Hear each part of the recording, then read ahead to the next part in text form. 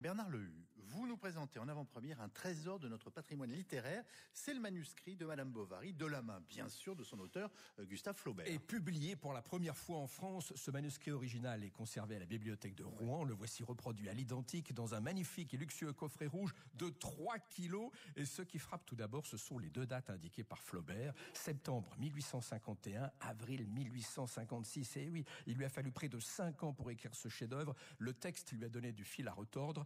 La Bovary marche à pas de tortue, écrit-il, Flaubert à Louise Collet, sa maîtresse, en 1852. Et ça saute aux yeux, si je puis dire, quand on feuillette le manuscrit.